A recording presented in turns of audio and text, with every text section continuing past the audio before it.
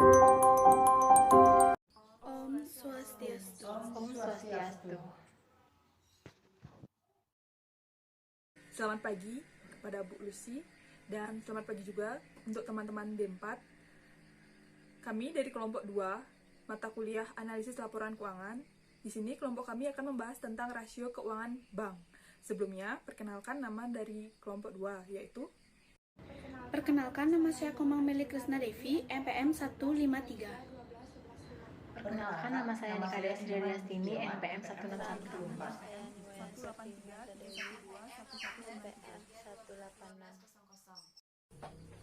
rasio bank. Rasio keuangan bank merupakan teknik analisis dalam bidang manajemen keuangan yang dimanfaatkan sebagai alat ukur kondisi keuangan dalam periode tertentu ataupun hasil-hasil usaha dari suatu bank. Rasio keuangan yang digunakan oleh bank dengan perusahaan non-bank sebenarnya relatif tidak jauh berbeda. Rasio keuangan bank merupakan angka-angka dan ikhtisar statistik yang lebih mudah dibaca dan ditafsirkan dan merupakan pengganti yang lebih sederhana dari informasi yang disajikan laporan keuangan yang sangat rinci dan rumit. Memberikan gambaran tentang bank serta penilaian terhadap keadaan suatu bank apakah dalam keadaan baik atau buruk dari suatu periode ke periode berikutnya. Dapat menentukan efisiensi kinerja dari manajer suatu bank yang diwujudkan dalam catatan keuangan dari laporan keuangan.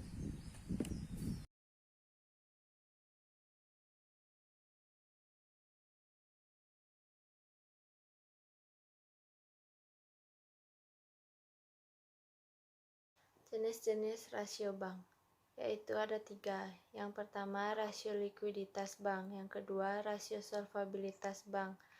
Dan yang terakhir, rasio rentabilitas bank. Rasio likuiditas bank. Rasio likuiditas bank merupakan rasio yang digunakan untuk mengukur kemampuan bank dalam memenuhi kewajiban jangka pendeknya pada saat ditagih.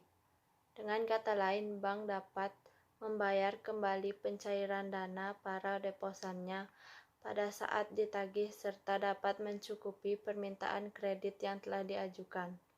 Makin besar rasio ini makin liquid.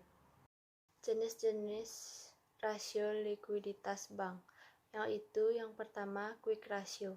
Quick ratio merupakan rasio yang digunakan untuk mengukur kemampuan bank dalam memenuhi kewajibannya terhadap para deposan atau pemilik simpanan giro, tabungan, dan deposito dengan harga yang paling liquid yang dimiliki oleh bank. Quick ratio rumusnya yaitu quick ratio sama dengan kas aset dibagi total deposito dikali 100%. Kedua yaitu investing policy ratio. Investing policy ratio adalah rasio yang digunakan untuk mengukur kemampuan bank dalam melunasi kewajibannya kepada para deposannya dengan cara melikuidasi surat-surat berharga yang dimilikinya. Investing policy ratio rumusnya yaitu sekuritis atau surat berharga dibagi total deposito dikali 100%. Jenis-jenis liabilitas bank, yaitu ada banking ratio. Banking ratio merupakan rasio yang digunakan untuk mengukur tingkat likuiditas bank dengan membandingkan jumlah kredit yang disalurkan dengan jumlah deposit yang dimiliki. Semakin tinggi rasio ini, maka tingkat likuiditas bank semakin rendah, karena jumlah dana yang digunakan untuk membiayai kredit semakin kecil. Demikian pula sebaliknya. Banking ratio sama dengan total loans per total deposito dikali 100%. Selanjutnya, asset to loans ratio. Asset to loans ratio merupakan rasio yang digunakan untuk mengukur jumlah kredit yang disalurkan dengan jumlah harta yang dimiliki bank. Semakin tinggi tingkat rasio, menunjukkan semakin rendahnya tingkat likuiditas bank. Rumusnya yaitu adalah banking ratio sama dengan total loans per total deposito dikali 100%. Selanjutnya, investing portfolio ratio. Investment portfolio ratio merupakan rasio yang digunakan untuk mengukur tingkat likuiditas dalam investasi pada surat-surat berharga. Menghitung rasio ini, sebelumnya perlu diketahui terlebih dahulu sekuritis yang jatuh waktunya kurang dari 1 tahun yang digunakan untuk menjamin deposito nasabah jika ada. IPR sama dengan surat berharga jatuh tempo 1 tahun per jumlah surat berharga yang ada dikali 1%. Selanjutnya, cash ratio. Cash ratio merupakan rasio yang digunakan untuk mengukur kemampuan bank dalam melunasi kewajiban yang harus segera dibayar dengan harta liquid yang dimiliki bank tersebut. Cash ratio sama dengan liquid asset per short term borrowing dikali 100%. Selanjutnya, loans to deposit ratio. Loans to deposit ratio merupakan rasio yang digunakan untuk mengukur komposis jumlah kredit yang diberikan dibandingkan dengan jumlah dana masyarakat dan modal sendiri yang digunakan. Besarnya loan to deposit menurut peraturan pemerintah maksimum adalah 110%. Loan to deposit ratio sama dengan total loans per deposit ditambah equity dikali 100%. Jenis-jenis liabilitas bank. Pengukuran rasio-rasio. Yang pertama, investment risk ratio. Investment risk ratio merupakan rasio yang digunakan untuk mengukur risiko yang terjadi dalam investasi surat berharga, yaitu dengan membandingkan harga pasar surat berharga dengan harga nominalnya. Makin tinggi risiko ini berarti makin besar kemampuan bank dalam menyediakan alat liquid. Dengan rumus market value of securities dibagi statement value of securities dikali 100%. Yang kedua, liquidity risk ratio. Liquidity risk ratio merupakan rasio yang digunakan untuk mengukur risiko yang akan dihadapi bank apabila gagal untuk memenuhi kewajiban terhadap para deposannya dengan harta liquid yang dimilikinya. Dengan rumus liquid asset dikurangi short term borrowing dibagi total deposito dikali 100%. Yang ketiga, credit risk ratio. Credit risk ratio merupakan rasio yang digunakan untuk mengukur risiko terhadap kredit yang disalurkan dengan membandingkan kredit macet dengan jumlah kredit yang disalurkan. Dengan rumus credit risk ratio sama dengan bad debit dibagi total loans dikali 100% atau capital risk ratio sama dengan equity capital dibagi risk asset dikali 100%. Yang terakhir, deposit risk ratio. Rasio ini digunakan untuk mengukur risiko kegagalan bank dalam membayar kembali deposannya dengan rumus total equity dibagi total deposito dikali 100%. Selanjutnya, rasio solvabilitas bank. Rasio solvabilitas bank merupakan ukuran kemampuan bank dalam mencari sumber dana untuk membiayai kegiatannya. Bisa juga dikatakan rasio ini merupakan alat ukur melihat kekayaan bank untuk melihat efisiensi bagi pihak manajemen bank tersebut. Jenis solvabilitas bank. Adapun jenis yang pertama yaitu primary ratio, merupakan rasio yang digunakan untuk mengukur apakah permodalan yang dimiliki sudah memadai atau sejauh mana penurunan yang terjadi pada total aset masuk dapat ditutupi oleh capital equity. Dengan rumus equity capital dibagi dengan total aset dikali 100%. Jenis yang kedua yaitu risk asset ratio, merupakan rasio yang digunakan untuk mengukur kemungkinan penurunan risk asset dengan rumus equity capital dibagi total aset dikurangi cash asset dikurangi sekuritas dikali 100%.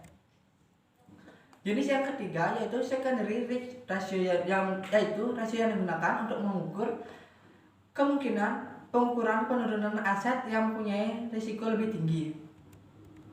Dengan rumus equity capital dibagi dengan secondary risk asset dikali 100%.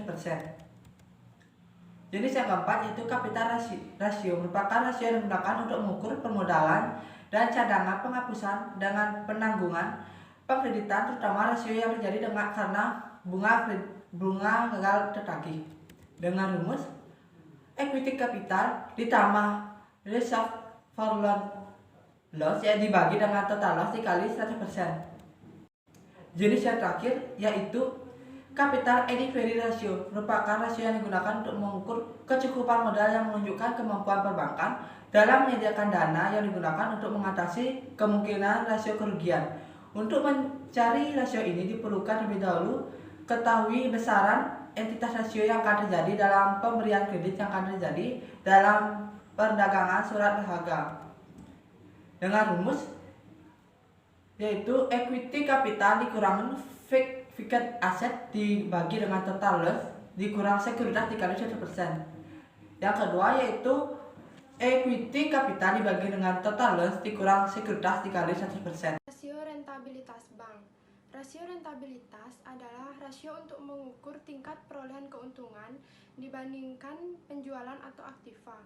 Rasio rentabilitas dapat digunakan untuk menilai kemampuan suatu bank dalam memperoleh laba yang berkaitan erat dengan kelangsungan bank. Selain itu, rasio ini digunakan untuk mengukur tingkat efisiensi usaha dan profitabilitas yang dicapai oleh bank yang bersangkutan.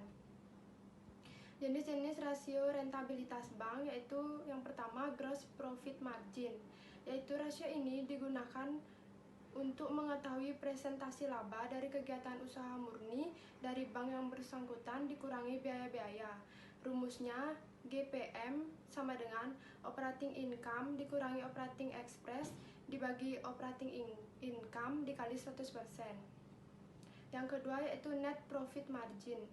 Net profit margin merupakan rasio yang digunakan untuk mengukur kemampuan bank dalam menghasilkan net income dari kegiatan operasi pokoknya. NPM sama dengan net income dibagi operating income dikali 100%. Selanjutnya ada interest margin on earner asset, di mana aset ini merupakan rasio yang digunakan untuk mengukur kemampuan manajemen dalam mengendalikan biaya-biaya. Adapun rumus yang digunakan untuk mencari interest margin on earner asset yaitu interest income dikurang interest expense per total loans kali 100%. Selanjutnya ada interest margin loans, di mana rumus yang digunakan yaitu interest income dikurang interest expense per total loans dikali 100%. Adapun leverage multiplier, di mana leverage multiplier ini merupakan alat untuk mengukur kemampuan manajemen dalam mengelola aset karena adanya biaya yang harus dikeluarkan akibat penggunaan aktiva. Adapun rumus yang digunakan untuk mencari leverage multiplier yaitu total asset per total equity dikali 100%. Selanjutnya ada asset utilization, di mana rasio ini digunakan untuk mengetahui sejauh mana kemampuan manajemen suatu bank dalam mengelola aset dalam rangka menghasilkan operating income dan non-operating income. Adapun rumus yang digunakan untuk mencari asset utilization ini yaitu operating income dikurang non-operating income per total aset dikali 100%.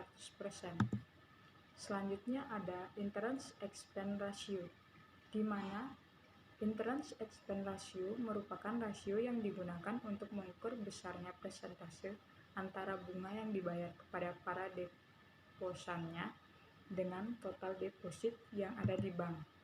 Adapun rumus yang digunakan untuk mencari interest expense ratio yaitu interest expense per total deposit kali 100%. Di sini saya akan melanjutkan presentasi tentang rentabilitas bank. Selanjutnya ada cost of fund. Cost of fund merupakan rasio yang digunakan untuk mengukur besarnya biaya yang dikeluarkan untuk sejumlah deposit yang ada di bank tersebut. Rumusnya, cost of fund sama dengan interest expense dibagi equity dana dikali 100%. Selanjutnya ada cost of money. Cost of money memiliki rumus biaya dana ditambah biaya overhead dibagi total dana dikurangin unloadable fund dikali 100%. Selanjutnya ada cost of loanable fund, itu rumusnya biaya dana dibagi total dana dikurangin unloadable fund dikali 100%. Untuk selanjutnya cost of operable fund, itu rumusnya biaya dana ditambah biaya overhead dibagi total dana dikurangin unloanable dikali 100%. Selanjutnya ada cost of efficiency, merupakan rasio yang digunakan untuk mengukur efisiensi usaha yang dilakukan oleh bank atau untuk mengukur besarnya biaya bank yang digunakan untuk memperoleh earning asset. Rumusnya, total expense dibagi total earning asset dikali 100%. Selanjutnya, kelompok 2 akan membuka sesi tanya jawab. Untuk teman-teman yang ingin bertanya, dipersilahkan.